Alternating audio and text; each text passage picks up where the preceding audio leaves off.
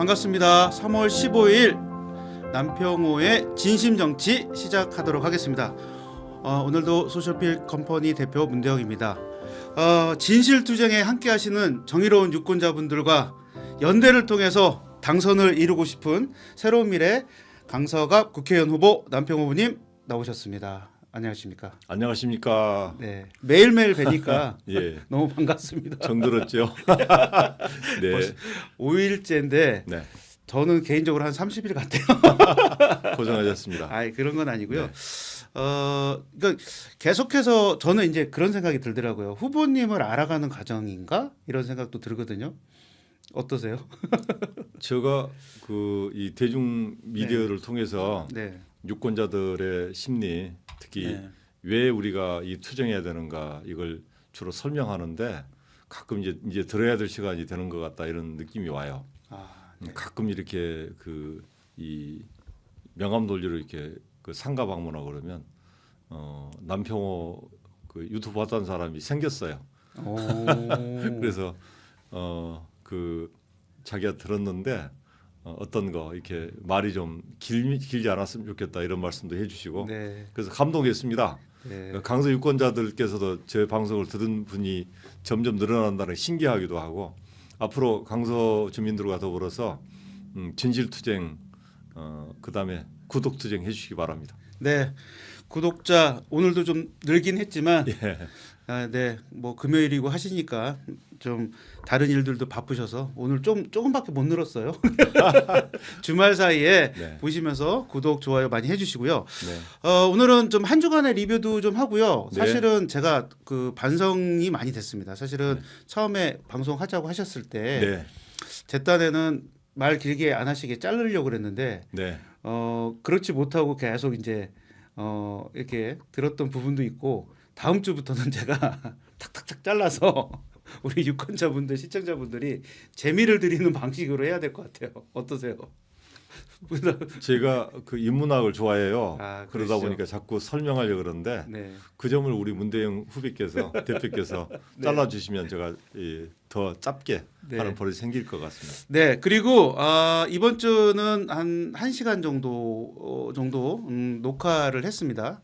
그래서 다음 주는 되도록이면 생방으로 생생하게 방송을 진행하려고 하고 있습니다. 그래서 지금까지 이렇게 함께 해주셨던 시청자분들이 함께 참여도 하시고 네. 바로바로 댓글을 보시면서 예, 예. 또 의견도 드리고 네. 의견도 주시고 네. 네, 그렇게 소통하도록 하겠습니다.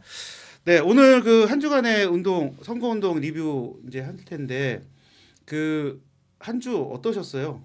어떤 고민과 어떤 해결 방안과 뭐 이런 것들이 교차하면서 하셨을 것 같은데 전반적인 한 주간의 선거운동 말씀해 네. 주십시오. 후보자로서의 하루의 삶이라는 게 참 길어요.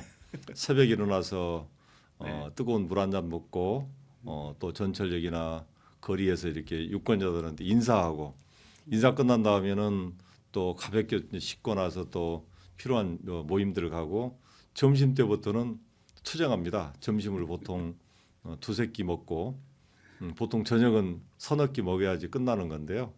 그 인사 다니고 또 퇴근 인사할 수 있으면 하고 못 할 때도 있고 그렇습니다. 근데 그런 일정이라는 게 저는 뭐 정치인들을 겸손하게 만드는 이 툴 같아요.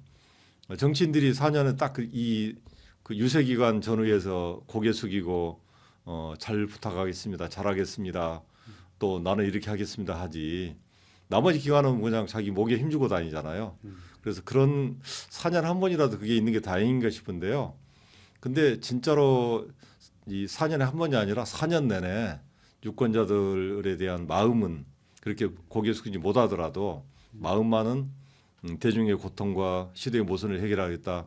이런 한결 같은 마음으로 정치인은 나서야 된다고 생각해요. 네.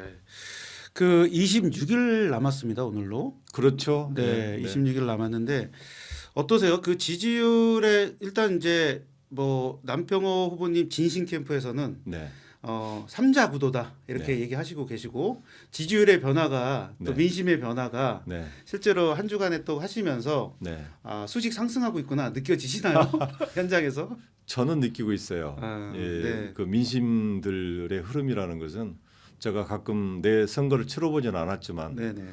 다른 후보를 돕고 선거를 치러보는 과정에서 보면 어떤 사람들이 알아본다 정도는 한 5%, 또 와서 이름을 불러준다 그러면 10%, 네네네. 가끔 환호해주고 남편고 파이팅 이렇게 해주면 15% 정도 되는데 네네. 그걸 훌쩍 넘어선 것 같아요. 아 그래요? 가끔 오늘도 이렇게 그 명함 돌리면서 이 교차로에서 서 있는데 택시 이 운전수 한 분이 네. 문을 열고 남편 화이팅 이렇게 해주더라고. 네. 거의 15% 증정인데요. 그 여러분이 있었죠. 그 20% 정도 선까지 올라가지 않을까 이런 기대하고 있고요. 네.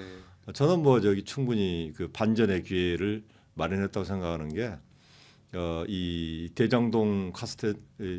카르텔과 또 이 구상천 후보에 대한 문제점을 강서 유권자들이 느끼고 있는 것 같아요. 네, 그렇죠. 그러니까 지금 1차적으로는 강선우 후보님의 지지층을 네.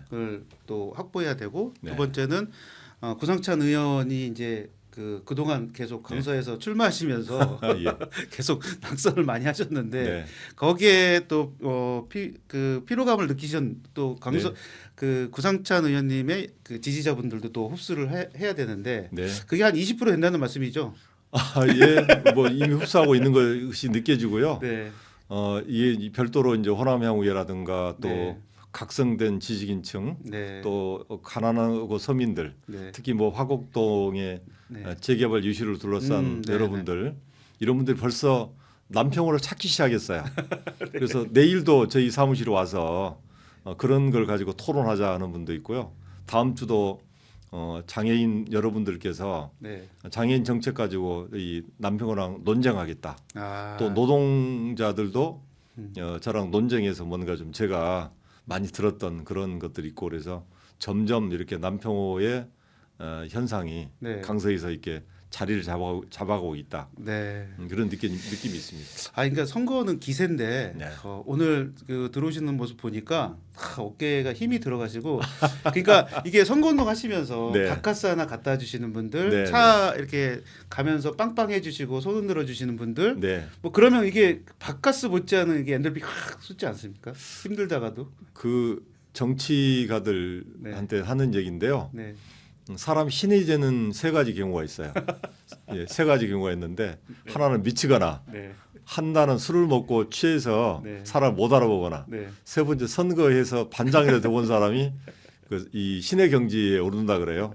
근데 선거하는 것은 자기 도취가 있는 거죠. 근데 네. 저는 지난번에 얘기한 것처럼 선거는 시대의 모순 또 간절히 원하는 이 대중의 모순을 이제 파악하고 그걸 해결하려고 노력해야 된다고 생각해요. 네, 그렇습니다. 어쨌든 지금 남편 후보님께서는 이 시대의 시대 정신을 진실을 네. 찾아가는 과정 네, 그리고 정의로운 투쟁, 네, 네, 카르텔을 해체하는 네. 그것을 잡고 계신 것 같아요. 저는 저기 진실투쟁이란 게 네, 탈진실의 시대라고 하라리가 얘기했는데 탈진실의 시대에는 인간이 없는 거죠. 네, 근데 탈진실의 시대라고 진짜 탈진실로 가는 그런 모순이 21세기 발생하잖아요. 네, 탈진실을 반드시 막아내서 진실의 시대로 다시 회복하는 게 이게 인간성 회복이라고 보는데 AI가 등장하면 사실 공동체의 최종적 선택이 남아 있어요. 이것까지 이 정치가 막지 못하면 네, AI가 인간한테 소위 노예가 된다고 하면 사실 인간은 종말이죠. 네. 그걸 막아내는 게 저는 정치라고 생각합니다. 역시 인문학을 하셔가지고 모든 문제를 인문학적으로 또 네. 정치적으로 해석하지 않고 모든 게 인간의 문제라고 그러잖아요. 근데 네. 이 모든 인간의 문제는 모두 정치적 문제거든요. 네, 그래서 정치, 경제, 사회, 문화는 그 인간이 몸이 갈라지지 않게 돼 있는 한 네, 네. 인간의 사회 속에서 할 수 있는 것이라고 생각합니다. 네. 어쨌든 기세가 등등하신 것 같아서 안심이 되고 네, 우리 새로운 미래 유권자 당원분들하고 또 지지자분들은 안심하시고 우리 남편 후보님의 26일간의 선거운동을 함께 적극적으로 응원해 주시고 지지해 주시면 좋겠습니다. 오늘 새로운 미래 얘기 좀 할게요. 네, 오늘 비례 후보자들 공개 네. 오디션이 있었어요. 그랬죠. 네네. 몇 면이 이제 발표가 됐는데 17명이 경북 오디션에 참여를 했고요. 그죠? 네, 네. 그다음에 지금 현재 비례 2번은 전략공천이 된 것으로 네, 네, 그 네. 소방청장님이신가요? 전 네, 전 서방청장님. 예, 네. 되셨고요. 나머지 이제 오디션을 했는데 어떠세요? 그 후보에 오르신 분들 보시면서 평가를 좀 해주시면 그 사실 이런 얘기 해도 되는지 모르겠는데 아, 하지 말까요? 아니 그 주위에 제가 처음 뵀을 때 전에 그 원래 남편 후보님도 다 주위에서 네. 비례 후보로 가라 이런 얘기 되게 많이 시달렸어요. 시달리고. 엄청 많이 하셨고 네, 네. 저도 개인적으로는 네. 옆에서 이제 멀리서 네. 지켜보는 입장에서 네. 아니 그 남편 후보님은 당연히 비례로 해야 되는 거 아닌가라는 생각과 이 의문을 가지고 있었는데 뭐 비례는 당연히 안 하셨고 저는 그런 점이 네. 있었어요. 네, 여러분들이 그 이낙연 신당을 성공하려 그러면 네, 평호형이 전국을 돌아다니면서 그렇죠. 이렇게 조직을 만들고 신당의 이 핵심으로 들어가서 이걸 좀 만들어내야지 신당이 실패하지 않을 거다 이런 요청을 했는데 제가 이 굳이 그 지역을 고수했던 것은 사실 신당이라는 것은 이 국민의 어떤 그 이 마음을 다 읽고 그 삼지대에서 성공하기를 바랬던 거고 저는 너무 신당을 쉽게 생각했어요. 제가 빠져도 성공할 것 같다는 그 민심을 읽었거든요. 그 민심 반드시 그 이 이재명 또 윤석열 그 두 나라가 충돌하고 전쟁하는 것을 정말 막아달라. 그걸 넘어서 평화의 나라를 만들어 달라 이런 요청이 있어서 저는 그냥 성공할 줄 알았어요. 그래서 솔직히 말하면 이 육자 구도의 그 이 신당 그 합종 연영 과정에서 저는 낙관했습니다. 낙관하고 거기는 누구가 해도 성공할 수밖에 없는 게 민심의 요구니까 그럴 줄 알았는데 그 민심의 요구를 수행하는 과정에서 그 리더십이 많이 파괴가 됐어요. 그 과정에서 정말 저도 놀랬고요. 그 과정이 이 국민들 속에 딱 투영되니까 국민들이 삼지대도 기존의 정당과 뭐가 차 있느냐 네. 그런 실망을 나타내면서 이게 지지율이 오르지 않고 또 이재명이 실망한 사람들이 신당보다는 윤석열 폭정에 지친 사람들한테 오아시스 같은 그런 이 믿음을 줌으로써 조국 신당이라고 하는 또 기괴한 어떤 신당이 하나 탄생하게 되는 그런 어떤 결과가 됐습니다. 그렇죠. 그 어쨌든 이제 그 오늘 발표된 또 이제 일요일까지 6시까지 투표 걸로 알고 있는데요. 근데 저는 뭐 그 언급을 좀 안 하고 싶었던 게 네. 대부분 아는 분들이고 아, 그러십니까? 또 몇 분 지역에서 올라온 분들은 아, 오늘 참가를 안 했어요. 참가 안 하고 또 제가 이제 우리 강서가 같이 네. 동지였던 이현주 네. 후배도 거기 올라가 있거든요. 네, 네, 네. 또 수많은 우리 이해 관계자분들이 이해관계자 많으시군요. 분들이 많아서 평가하기가 되더니 평가 힘들고 또 네. 하나는 그런 게 네. 있더라고요. 이게 네. 참 옹색하다.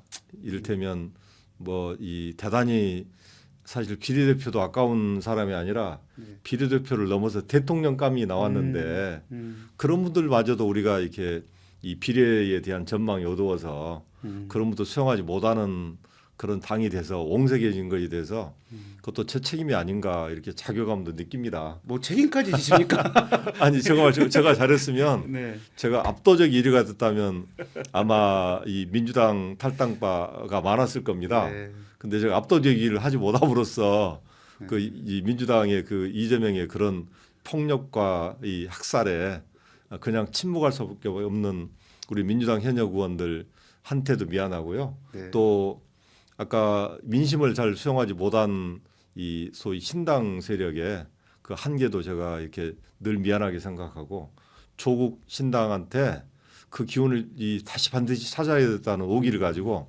나머지 26일간 진실투쟁을 벌여서 아까 얘기처럼 윤석열 나라 또 이 이재명 나라 어쩌면 조국 나라까지도 넘어야 될지 모르는 황당한 시간이 됐습니다. 아니 근데 그 말씀 들어보면 너무 과도한 책임감 가지고 계신 거 아니에요? 그냥 혼자 돌격 앞으로 하면서 막 폭탄도 피하고 미사일도 피하고 막 근데 그러면서 하셔야 된다고 생각해요. 문재인 대표께서 알아야 될 게 네. 이 비록 능력은 안 되지만 네. 내 능력은 아까 민심이라고 생각해요. 네네. 민심이 나는 그 이렇게 침몰하는 데는 우리 책임이 크다고 생각하고 네. 두 번째로는 그 민심이 왜곡돼서는 안 된다. 네. 민심이 정말 바라는 것은 그 자기들의 나라를 극복해서 정말 이 대단한 대한민국을 회복해 달라는 거거든요. 근데 민심이 그렇게 요구하고 있는데 우리가 미흡해서 그 나라가 하나 더 생겨나고 그 나라끼리 전쟁을 치르는 걸 보면서 제가 민심을 다시 한번 추스려 보는 그 역할을 강서에서 반드시 하겠습니다. 아, 네. 그 저도 그런 생각이 들더라고요. 사실은 한국 정치의 모순이 삼지대 또는 다당대 연합 또는 네. 연대 또 상시적으로 토론과 네. 합의를 통한 결정이 안 되는 것이 네. 그 몇십 년간의 한국 정치의 좀 문제다라고 저는 생각하고 있었는데, 근데 이제 그 말씀하신 대로 전쟁이 벌어지고 나면 네. 그 전쟁 중에서 네. 평화를 외치는 사람들은 네. 어떻게 됩니까? 저는 그 지금 어떤 느낌이냐면 후보님 네. 보면서 그 전쟁도 뭐 국지전이 아니라 전면전이 벌어지고 있는데 네. 이건 아니다라고 평화를 외치고 있는 사람 같은 호렬단실 뭐 네. 이런 느낌이 들어요. 근데 이제 제가 네. 그 춘추전국 시대 묵자 같은 사람인데요. 그 우리가 그 이 공성전이라든가 전쟁의 방식을 묵자들이 모르는 게 아니라 잘 네. 알거든요. 아, 그렇죠, 그렇죠. 저도 솔직히 말해서 뭐 이재명 나라, 윤석열 나라, 조국 나라의 한계도 알고 네. 이 사람들 갖고 있는 대중 선동술도 내가 나름대로 알고 있어요. 네. 대중 선동술이 결국 시대를 이렇게 이끌어가는 게 아니라 진리가 이끌어가는 거거든요. 좀 더 문명을 발전시키고 문화적으로 진적이 있고 정신혁명을 이루어야지. 그 인문학이라는 게 정신혁명을 어떻게 끌어갈 건가에 대한 전략이거든요. 네. 근데 정치는 인문학의 정수거든요. 네. 이게 인문학의 정수가 정치인데 이 인문학을 훼손시키면서 정치가 발전할 리가 없어요. 네. 근데 그 부분의 진실이라고 하는 것은 언제나 인문학의 정수이고 정치에는 뭐 누구나 이 정치는 사회를 바르게 하는 거다. 또 인간을 바르게 하는 거다. 결국은 미래가 그래서 발전하는 거다. 이런 전략이거든요.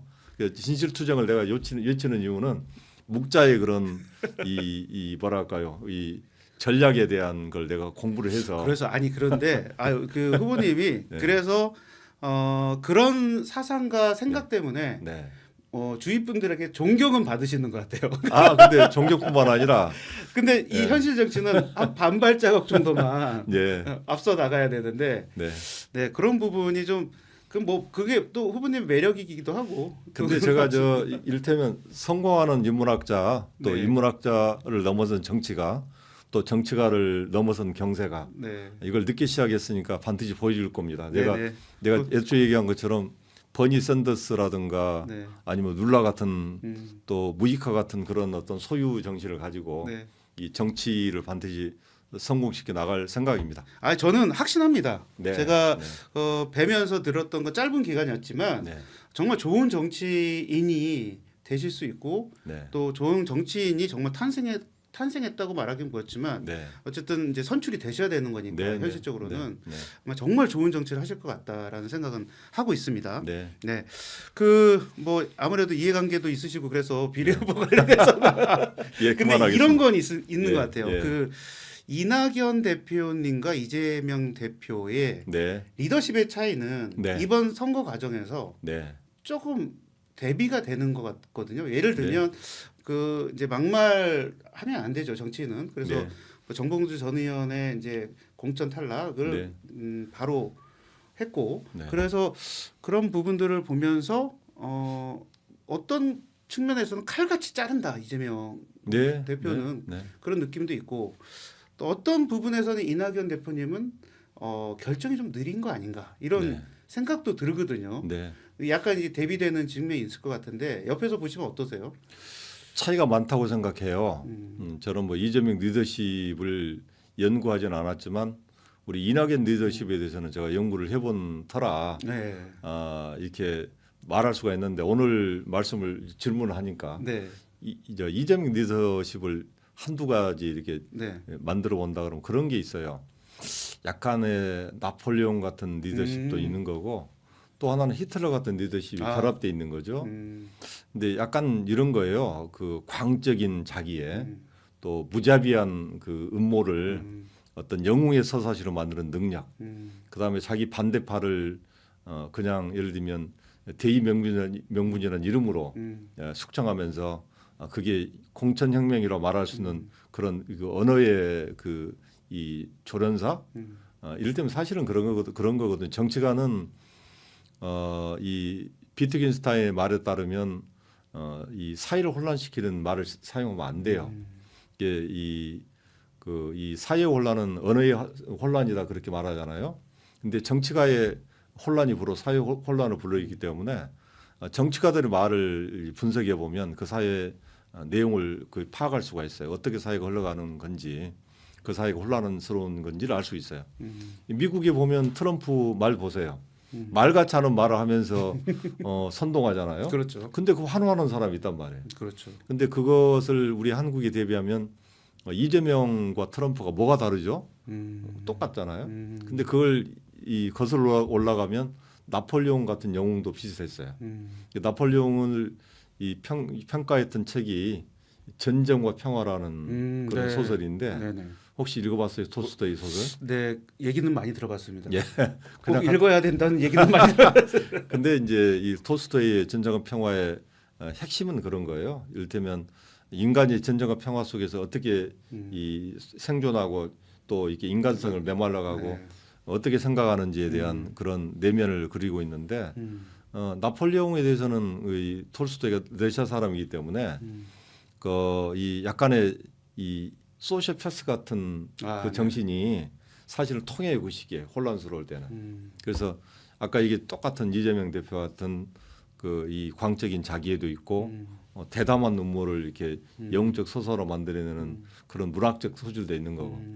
근데 이낙연 대표는 이 정치를 문학으로 생각하진 않아요. 그 이재명은 정치를 문학으로 생각하는 소재로 생각해서 말거리로 만들고 그래서 문학은 언제나 이 픽션과 논픽션을 섞어가는 건데요. 넘나들고. 예. 근데 이재명은 이낙연은 이 소위 말해서 저 픽션을 이렇게 그 허구를 만들진 않아요.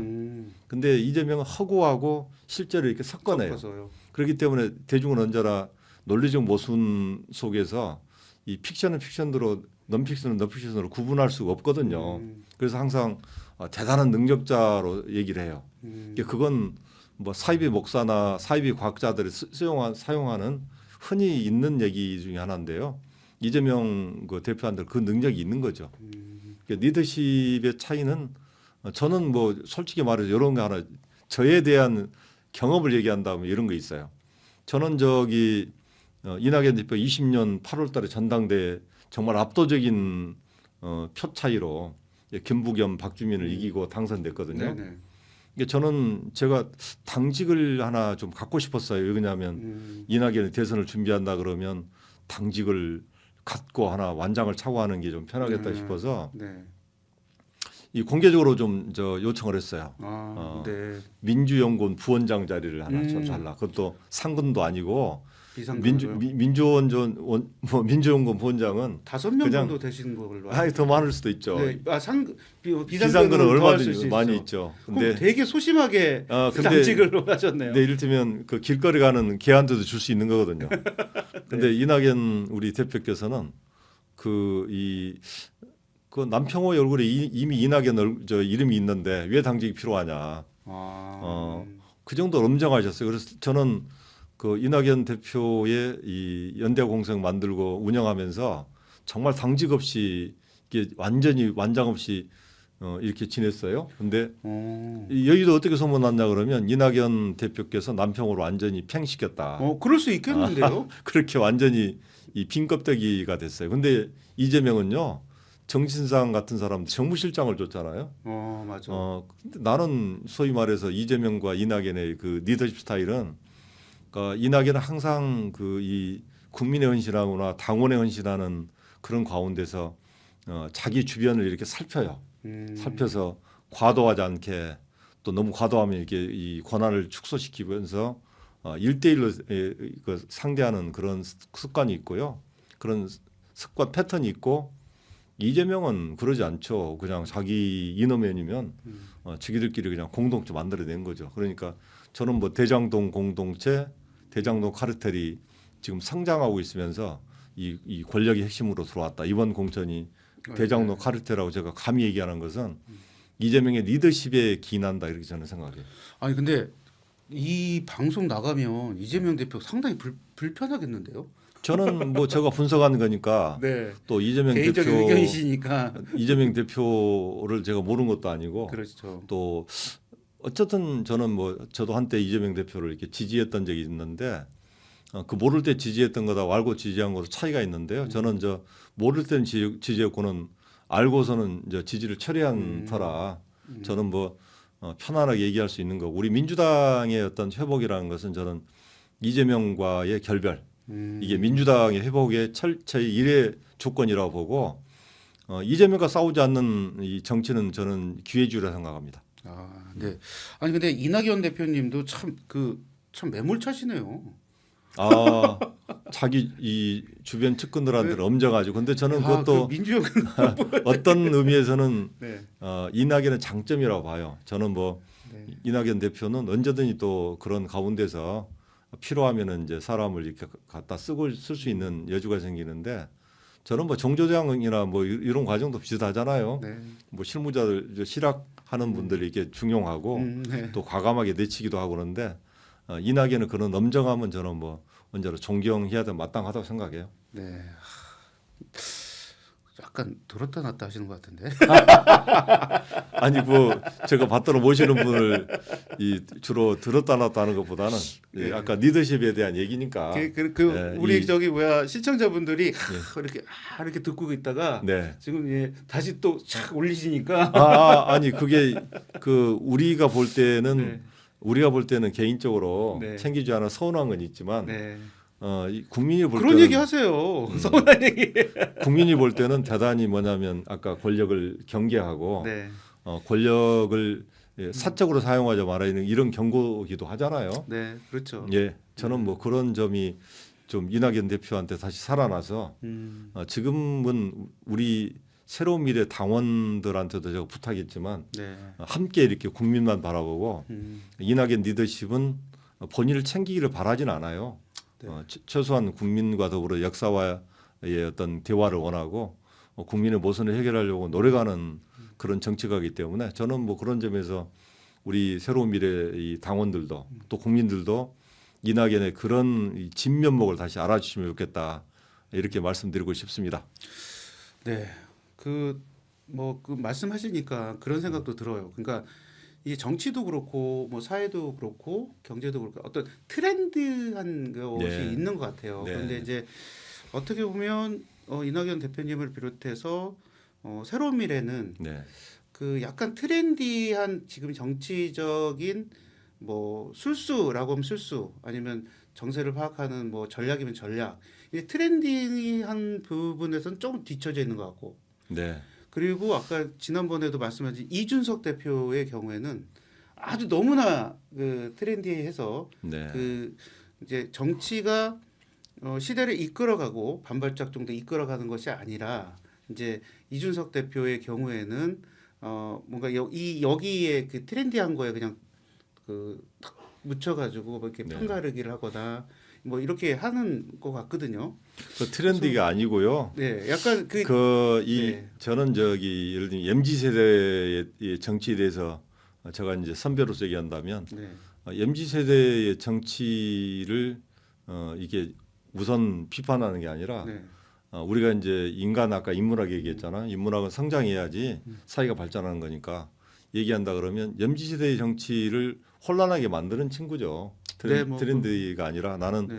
트렌드라고 하는 것은 이렇게 축적하는 그런 가운데서 나온 네. 그 미래를 이끄는 힘이어야 되는데 그 혼란스럽게 만드는 것은 언제나 후퇴할 수 있는 그런 거고 청년 정치의 후퇴는 나는 소위 586이 자초한 면이 크다 네. 이렇게 생각해요.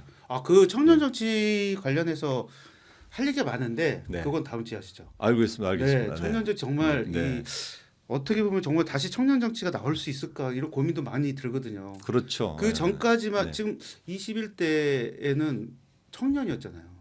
그렇죠. 그때 당시에 핵심 문구가 청년이었거든요. 네, 네. 근데 지금 22대 지금 준비하면서 청년을 얘기하는 사람이 없어요. 근데 21대 청년들 보세요. 예. 형편없잖아요. 예, 그러니까요. 아, 그래서 네. 그래서 예, 네. 그거는 제가 다음 주에 한번 더 네, 좀 좋습니다. 얘기를 하고요. 네. 자, 그러면 오늘 좀 뭐 중요한 얘기들 많이 해주셨는데 네. 가벼운 얘기 좀 할게요. 예, 예. 이번 주 계속 이제 방송하면서 네. 댓글도 그런데 후보님 그 개인적인 얘기 별로 안 한 것 같아요. 아, 예. 가벼운 좋습니다. 얘기들도 좀 금요일이니까. 네. 그- 제가 그- 재밌는 얘기 하나 해드릴까요? 네, 저에 관련된 얘기인데요. 네. 제 원래 초등학교, 중학교 별명이 그 스마일, 웃음 보따리 그랬어요. 항상 웃는 인상이어서 그러신 거죠. 네. 딱 잡혀 있어요. 예, 저희 어머니가 제 어머니가 그 하나의 그 뭐랄까 예언을 하나 있어요. 어렸을 때요. 뭐라 그러냐 하도 웃으니까 네. 마저도 웃었어요. 어머니한테 두드러 마저도 웃었는데 왜 그러셨어요? 그냥 뭐 성격이 그랬어요. 성격이 그냥 아무데나 누워 자고 두드러 패도 그냥 울지도 않고 웃고 막 괴로워도 웃고 아파도 웃고 항상 웃었는데 어머니가 어느 날 그렇게 말씀하시더라고. 너는 틀림없이 아마 크기 전에 맞아 죽을 거다. 이런 그 이 얘기를 해서 웃으면서 맞아 죽는다는 얘기를 어머니한테 처음 들었어요. 그때는 뭐 생활이 그렇게 넉넉하지 않을 때이기 때문에 네. 그 말이 뭔지도 모르고 이제 저희가 살았는데 진짜 맞아 죽고 한 사건이 한 두 차례 있었어요. 아니 네. 제가 처음 뵀을 때 정말 그 생각은 네. 했었어요. 많은 분들이 아마 그 얘기 하셨을 텐데 네. 항상 이렇게 웃는 상이세요. 이게 네. 근데 그거는 뭐 1, 2년 연습해서 되는 건 아닌 것 같고 네. 정말 어렸을 때부터 천성이었어요. 이렇게 잡혔었나 봐요. 천성이어서 얼마나 잘 웃었냐 그러면 이 고등학교 때까지 내가 광주항쟁 이전까지는 네. 뭐 어떤 경우도 웃었어요. 이 마저 죽어도 웃었는데 진짜 고등학교 1학년 때 성적이 나빠서 이게 선생님한테 불려가서 이렇게 이 엉덩이를 죽어라고 맞았는데 그때 진짜 하도 아파서 눈물이 나올 뻔했어. 근데 눈물이 나올 뻔해서 웃었죠. 그냥 웃었는데 더 맞은 거 아니에요? 우리 담임 선생님이 이 교사를 능멸한다고 얼마나 뚜습했는지 한 달 동안 이렇게 학교를 제대로 못 다녔어요. 우리 어머니의 그 예언이 실현될 뻔한 사건이었어요. 네. 야, 네. 그래서 그때 이제 표정과 이런 것들이 지금 딱 잡혀 계신 거네요. 예. 네. 아니 근데 그 평소에 이제 뭐 지금 선거 운동 기간이라서 뭐 이제 뭐 취미 생활이라는 거 못 하실 것 같은데 예. 뭐또 스트레스 받으시고 뭐 혼자만의 시간이 생겼다. 네. 그러면 어떤 일들을 좀 하시나요? 주로 그냥 웃기는 얘기로 계속 웃기는 얘기를 하시지.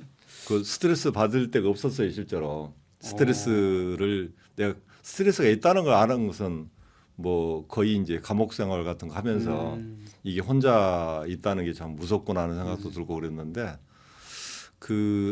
그런 어떤 뭐 이 혼자 있기를 좋아했고 혼자 있을 때 뭐 책 보거나 상상하거나 이제 멍청하게 그냥 멍 때리기. 멍 때리기도 하고 또 뭐 다 일반적으로 하는 일을 한데요. 저는 주로 그냥 그랬던 것 같아요. 이렇게 할 일 없으면 잠까지도 그냥 편안하게 자버리고 이게 진짜 자유분방한 그런 삶을 살았던 것 같은데 지금도 꿈꾸는 건 그래요. 꿈꾸는 것은 어떤 자유라고 하는 것은 인간한테 늘 꿈꿔야 되는 어떤 의미로서 자유는 중요하다. 뭐 이렇게 철학적 의미가 아니라 그냥 멋대로 사는 거. 낭만주의라고 하죠. 근데 정치도 네. 실제로 그런 그 자유를 주기 위해서 정치도 있는 거거든요. 네. 진짜 그 정치인 중에서 이 낭만을 가지고 계신 분들 많이 네. 없는데 네. 뵈면 진짜 낭만주의자 같으세요. 예. 내가 모셨던 우리 김근태 의장이 낭만주의자였어요. 약간 그런 게 예, 있었죠. 예. 좀 카리스마 있으시는 낭만주의자요. 본인은 뭐 이렇게 시 같은 거 네. 중학교 때 자주 읽고 맞아요. 또 이 문학 소년이 되기를 꿈꾸기도 하셨다 그래요. 어떤 뭐 상대 들어가서 공부하고 또 국가를 구하겠다 이런 사명도 있었지만 또 정치할 때 보면 인간의 대화를 대단히 중요해서 가장 큰 욕이 그분은 뭐 이렇게 대화가 안 되는 사람, 말이 안 통하는 사람 이런 것 했었고 실제로 듣기를 좋아하셨는데 그래도 가끔 얘기 들으면서 빙그레 웃으면서 이렇게 자기가 동의가 되는 사람들은 뭐랄까 자기가 이런 점에서 동의한다. 뭐 그런 거 늘 얘기를 하셨고 그런 어떤 부드러운 어떤 낭만들 낭만이 원래 부드러운지 모르겠지만 사람한테 기쁨을 주는 네. 그런 분이셨어요. 네. 그 노회찬 그 전 예. 의원님도 약간 그런 게 많이 있으셨던 분이거든요. 그렇죠. 유머도 그렇죠. 되게 있으셨지만 네, 네. 네, 또 나름대로 음악도 좋아하시고 네. 그러셨는데 그런 정말 요즘 정치인들은 그런 분들이 많이 없네요. 그러고 보니까 지금 정치인들도 좋아하겠죠. 근데 지금은 너무 예. 전사들만 있어가지고 지금은 아까 우리 시대가 갖고 있는 전쟁 분위기, 네. 그 전쟁이 실제로 보면 우리 삼지대를 피곤하게 만드는 거거든요. 무슨 얘기냐면 전쟁에 이렇게 소용돌이 있으면 우리가 승리하기 위해서는 이렇게 전쟁을 치를 때니까 이렇게 희생당해라. 그렇죠. 이런 얘기를 일상적으로 하는 거거든요. 그렇죠. 그 되게 폭력적인 거예요, 사실. 전시 동원 체제잖아요. 네, 맞아요. 그러니까 우리가 윤석열 위기에서는 이재명을 옹호해야 된다. 이것도 그렇죠. 그 탄성하는 거고 또 반대도 또 이재명 같은 사람을 이기기 위해서는 우리는 윤석열을 네. 나빠도 옹호해야 된다. 맞아요. 이게 있는데요. 아까 얘기처럼 그 평화나 자유를 위해서 우리가 인간이 살아간다 그러면 반드시 전쟁 같은 정치를 없애야 되고 네. 우리는 거기에 우리 구독자들 특히 진실투쟁에 참여한 사람들은 우리가 진실투쟁하는 것은 자유를 얻기 위한 거다. 꼭 그렇게 생각이 좀 좋겠습니다. 그러니까요. 이렇게 생각하시는 분들이 실제로 많지는 않은 것 같지만 네. 이 시기가 지나고 나면 반드시 평화를 외치고 네. 그 아까 말씀하신 자유를 외쳤던 분들이 네. 그래 그때 그 사람들이 맞았어라는 얘기는 네. 할 것 같아요. 근데 이제 전쟁이라는 게 지금 우리가 2년째 하고 있거든요. 근데 전국 시대 일본의 전국 시대 있잖아요. 네. 거기도 이제 전국 시대를 보면 전쟁 시대잖아요. 네, 그렇죠. 맨 처음에는 다 자기들이 잘났다 그래. 뭐 통을 시킨다 그러고 자기들이 왕이다 그러고 그러는데요. 이게 한 5년, 7년 정도 접어들었을 때 이제 일본 사람들이 얘기하는 것은 야 전쟁을 끝내려기 위해서 전쟁해야 되겠다.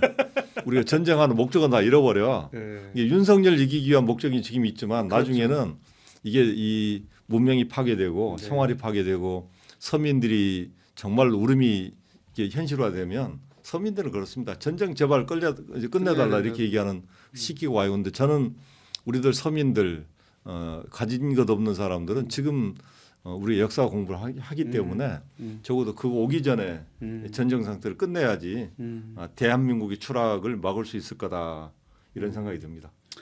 네. 제가 사실 오늘은 개인적인 거를 많이 여쭤보려고 했는데 네. 그 나머지 부분은 고등학교까지만 말씀하신 거니까 네.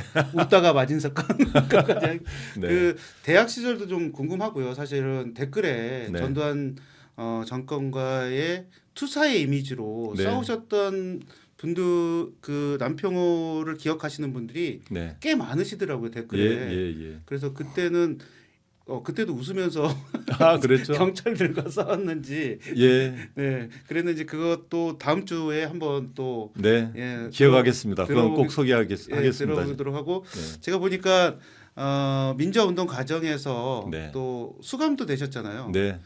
또 감옥에서의 얘기도 네. 물론 이제 기억하고 싶지는 않으시겠지만 네. 예, 그 얘기도 좀 풀어가면서 우리 시청자분들이나 유권자분들이 네. 남평호라는 사람은 이렇게 살아왔구나라는 것도 네. 같이 공감하고 했으면 네. 좋겠다는 생각합니다. 저를 기억하는 사람들이 많이 그래요. 네. 좀 독특한 사람이다. 이 신부가 될 뻔한 사람이기도 하고 또 혁명가가 될 뻔한 사람이기도 하고 제가 심지어는 80년대는 공무원도 해본 적이 있어요. 네. 그래서 뭐 그런 시기들 내 파란만장한 인생이기 때문에 참 나도 뭔 이렇게 나의 이력에 그런 남루하고 좀 파란만장하고 뭔가 좀 이렇게 미래가 항상 불안했던 그런 청춘을 살았을까. 근데 어떻게 그걸 또 극복해 왔을까. 네. 이게 스스로 보면 어떤 웃음이 많이 나와요. 근데 그런 경력이나 이력들이 네. 정치를 하는데 정말 도움이 많이 될 것 같거든요. 뭐 저는 한 분야에서만 이렇게 네. 계속 하셨던 분들, 네. 특히나 지금 검찰 출신들 많으신데 네. 그런 분들 보면은 정말 이렇게 무능하게 네. 정권을 운영할 수 있나 이런 생각도 들거든요. 정말 저는요 그 인간의 능력이라는 것을 늘 이렇게 회의합니다. 저는 언제나 안전하지 않는 사람이고 완전하지 않는 사람이고 언제나 이게 불안하고 늘 이게 뭐랄까 불균형을 가지고 사는 건데요. 인간이 그런 불완전한 것 때문에 늘 사회를 만들었잖아요. 사회를 공동체를 만들어 왔는데 그런 사회나 공동체를 우리가 만들고 꿈꿔왔던 그런 것들이 이 정치 현상 중에서는 중요하고 정치는 결국은 사람의 마음을 이렇게 다 묶어서 하나의 뭐 방향을 만들어내고 목표를 만들어내는 거잖아요. 그런데 그걸 잘하는 사람이 리더라고 생각해요, 저는. 네. 네.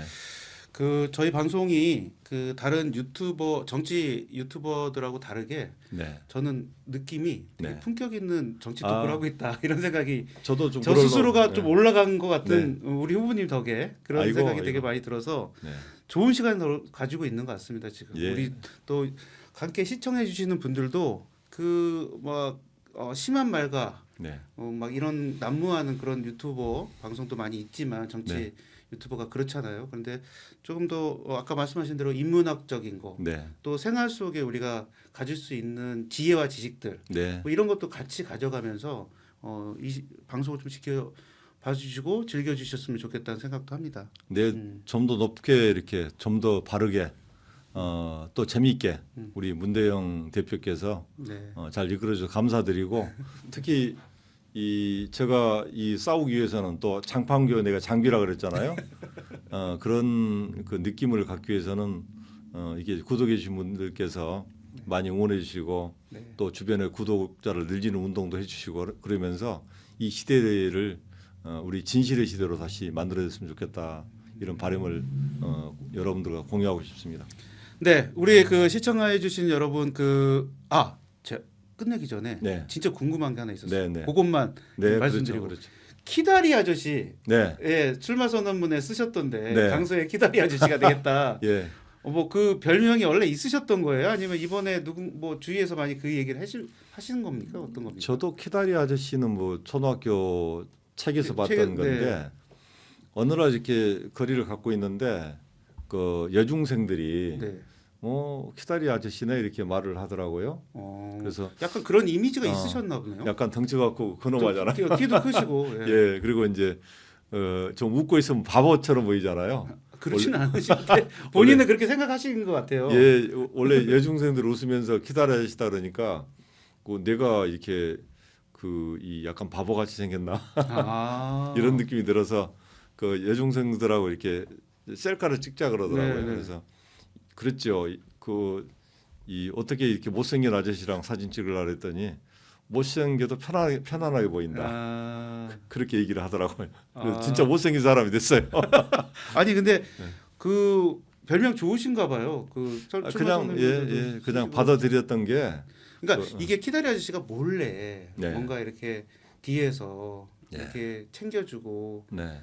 이렇게 막아주고 네. 뭐 그런 역할을 하는 거잖아요. 어떤 희망을 갖게 하는 거죠. 네, 예. 정치 네. 그러면서 이렇게 성장시키고 예. 네, 강서의 키다리 아저씨, 네. 네, 남평 후보님 오늘 그 불금인데 평소 같았으면 어디서 술 한잔 하실 텐데 네. 지금은 이제 다시 예. 또 선거운동 하러 가셔야 되니까. 그렇죠. 제가 원래 술을 좋아해서 네. 가끔 이 술 없으면 어떻게 살았을까 이런 생각이 있는데 지금 벌써 거의 3주간 이렇게 술을 안 먹고 있습니다. 네. 네. 네, 그렇죠. 그 술 얘기도 네. 다음 주에 한번 더. 예. 아니 우리 그 시청자 여러분 그리고 지지자 여러분들 그리고 특히나 새로운 미래 당원 여러분들 13만 3천 15만 됐을 네. 것 같은데 네. 아직 저희 3만을 못 미치고 있습니다. 주말 사이에 폭풍 구독 좀 해주십시오. 저희가 사실은 구독자 5천 명 이번 주에 넘어가면 네. 생방송을 하겠다 발표하려고 그랬더니 아. 기다리다 죽겠어요. 그냥 뭐 과감하게 전환하죠, 뭐. 네. 예. 다음 주부터는 네. 바로 생방송으로 진행하도록 하고요. 생방송이라는 게 사실은 현장감은 있지만 네. 기술적으로는 조금 부진할 수는 있습니다. 그것도 사전에 양해를 좀 부탁드립니다. 물론 저희 제작진에서 철저히 준비하고 생방을 위해서 하겠지만 혹시라도 그러면 좀 양해를 해주시면 고맙겠다는 말씀드립니다. 오늘 그 방송을 마치겠는데요. 혹시 뭐 주말 메시지 일요일 날 선거 사무실 개소식 있습니다. 누구나 오셔도 되고 특히나 강서갑의 유권자분들이 많이 찾아주셨으면 좋겠다는 말씀이고요. 2시에 메인 스테이지가 있죠. 예, 그렇습니다. 네. 10시부터 5시까지 할 예정인데 네. 물론 가끔 저는 행사장에 제가 좀 인사드리러 가겠다는 약속이 한 2개 있어서 네.